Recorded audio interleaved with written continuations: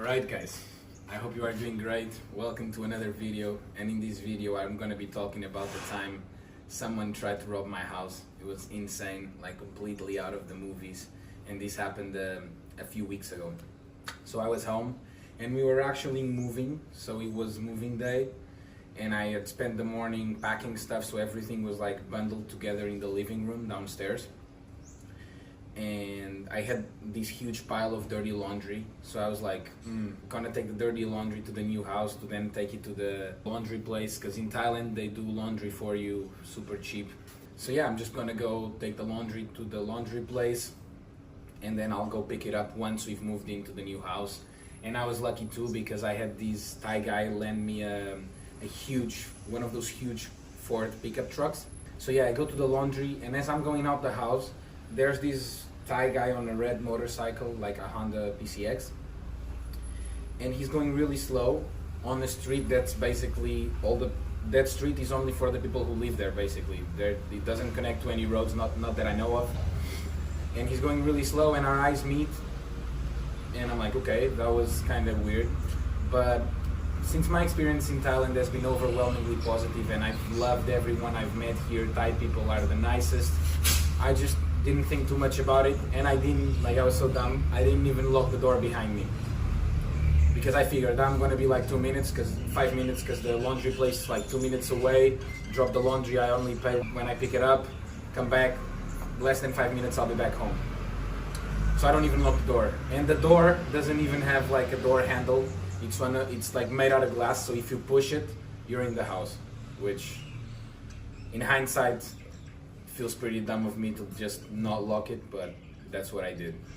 So I grabbed the bike, go to the laundry place, drop the laundry for her to wash and fold and clean, and then I'm thinking, okay, this morning went pretty good, moving's going all right, so I'm gonna go reward myself with one of those boba teas. And by some miracle of God, the tea place is closed. And in Thailand, all the establishments close once per week, but it's not on the same day. It's not like in some places in Europe where everything is closed on Sunday, because of religious stuff like Christianity. Here, they choose the day and they just close once per week. So that was a 14% chance. How lucky was I, right? So yeah, closed, can't get the bubble tea, go straight home. Somebody's drilling here. I hope the sound's okay. So I'm going back home, and when I get home, I immediately notice something is wrong, because like I said, everything is bundled together in the living room, and my backpack is gone, and it was like my room was the last thing I packed, so like my backpack was the last thing I brought down. So I knew exactly where it was. The backpack is gone, and then a microphone, one of those shotgun mics with a dead cat, is like on the ground, but I put it inside the backpack. So I'm thinking, oh my god, I've been fucking robbed. I've just been robbed. And then in my mind, something clicks, because when I come back from the laundry place, I remember seeing the red PCX parked. So I knew it was the guy's motorcycle. So I'm thinking, okay, so either A, I've been robbed, and maybe when I came in, he got out so fast and picked up the bike and went away, so I got robbed and there's nothing I can do about it. Or B, this motherfucker is still in the house. He's still in the house. I caught him red-handed. So I'm like 5 or 6 seconds in the living room thinking, okay, what do I do? So I know where his bike is. So I think, okay, I'm gonna sprint to his bike, and if the bike is there, if the motorbike's there, that means he's still in the house. And if the motorbike's gone, that means, well, I can search for him in the house, but he's probably not going to be here. So first order of business is making sure the motorcycle's still there, so I know that he might still be in the house, in all likelihood. So I open the door, look, can't see the bike, so I sprint as fast as I can. I see the bike, I sprint back in super fast. No way he could have gotten out of the house in that time. It took me like maybe 6 seconds to get to the bike and back. So okay, already my hormones, my adrenaline's like pumping through me, and I'm actually like drawing a smile ear to ear because I'm like, these motherfuckers try to rob my house. You're gonna get, there's gonna be hell to pay. In hindsight, obviously, it's not such a good attitude to have because I didn't know he could have grabbed the knife from one of the drawers. You know, those big knives to cut vegetables and meat. You always have that in your house. But I didn't think like that then, and I just thought, okay, this guy's in the house, I'm gonna teach him something. Because also I remember seeing him on the bike, and he was like nothing much, like this scrawny ass 22-year-old Thai something. So I'm like, yeah, you're done, son. So, and let me paint you a picture of the house. So my house, I share it with one friend, shared it because now we moved. But there's this huge ground floor, and there's like a living room, and the kitchen and a bathroom, and I can see everything except for about behind the door on the bathroom. Like 40% of the bathroom I can see, but everything else I can see. And then there's a top floor, which is just stairs and then 2 rooms. So he's either ground floor or top floor, and my friend's still sleeping. So probably he's not top floor, or maybe he's top floor in my room. Like, he wouldn't be in my friend's room and that already. Like, I couldn't even think about that because my friend has been telling me not to leave the doors unlocked for 2 months straight, and we're gonna circle back to that in the end of the video. But like, I knew he was gonna get mad, especially if the guy robbed our house and got away with it. So I needed to catch this guy.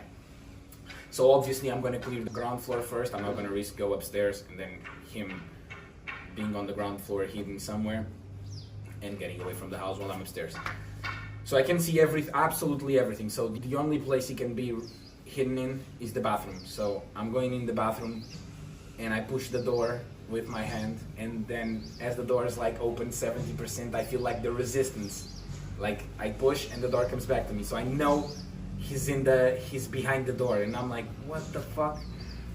I freeze for like a split second because even though I was 95% sure he was in the house, this stuff only happens in movies. Like, I was not ready at all to deal with the home burglar at 10 a.m. on a Tuesday, I think it was. So I lock the door, like I push the door and lock it with my foot so I can look around it and still not be in like punching range. I really wasn't thinking about knives, but so I wasn't in punching range of him, and I see him. And immediately when I see him, I see like the strap of my backpack on his back, on his like trap and shoulder. And immediately he's like, oh, sorry, apologizing, throwing his hands up in the air. And so I felt like he wasn't offering any resistance. I could have punched him, but also I don't really like punching people with bare knuckles because I train, and you can break your hand and you can hurt your knuckles, and that will affect training. I don't fight, and if I had to fight, I'd probably punch. But he was so like, sorry. It was like seeing like a dog giving you the stomach. You know what I mean? Like a small dog giving you the stomach. You're not gonna like kick him.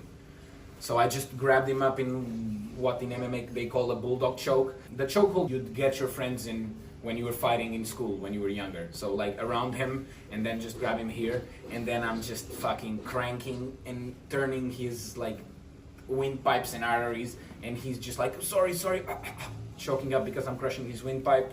And so I drag him from the bathroom into the door where he came in from. So there's 2 doors, but this door goes out the house on one side, it doesn't really matter. I drag him to the door, and then he's almost crying. It took like maybe 12 seconds to get him from the bathroom to the door. By then I release him. I unlock the door with him here, just one. Before I was 2 arms, just cranking, and now just 1 arm, and I'm unlocking the door, and I let him go. I take a step back, and then I don't know what came over me. I just started lecturing him like, you think this is okay? You think you can come into people's houses and rob them? Do you know what happens if I lose my laptop?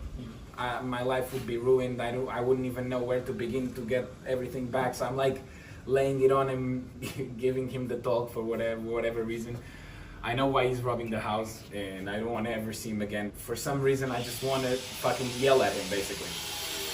And he's like, sorry. And then he starts, so I open the door and say, get the fuck out. I don't ever want to see you again. Keep drilling. I don't ever see you again. I don't want to ever see you again.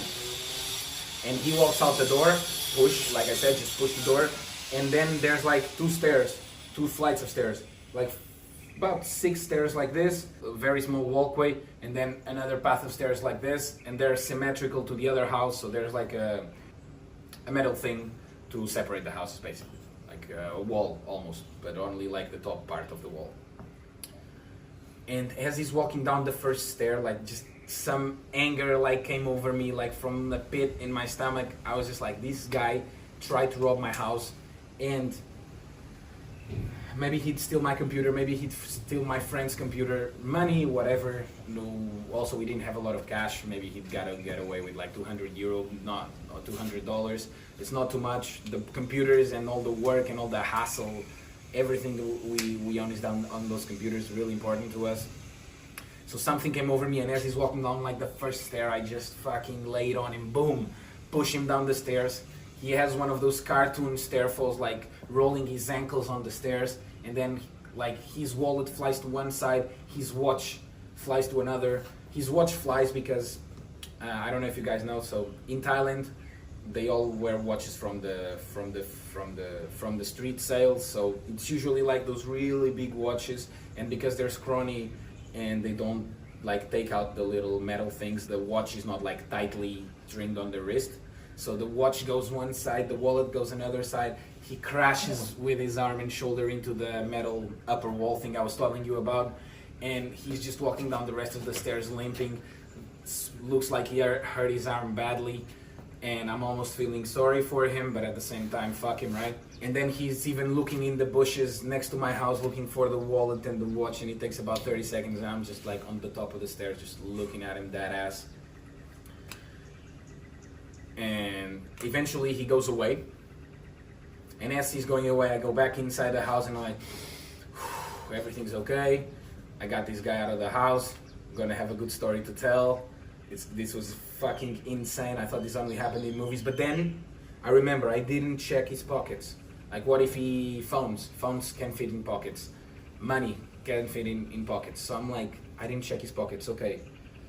Boom, ran out of the house through the other side towards his motorcycle, and because he was limping along to the motorcycle, as when I get to the motorcycle, he's like getting on it and trying to turn it on, and he's like sorry, trying to turn it on, but he's so flustered he can't turn on the motorcycle. So I'm like, turn it off. He's like, so I just reach around the motorcycle wheel and just turn it off, pull out the key, put the key in my pocket, and I'm like, empty your pockets. And he's like, oh, sorry.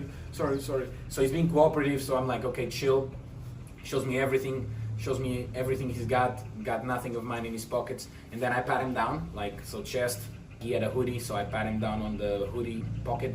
And then when I pat him down on the back of his pants, I feel a bulge, and I'm like, oh, you're dead, son. But then he just, sorry, just my wallet. And he opens the wallet, it's got literally zero money, so like he doesn't have his own money, let alone mine. So I'm like, okay, get the fuck out of here, I don't want to ever see you again, fuck you, get out. Oh, sorry. Drives away.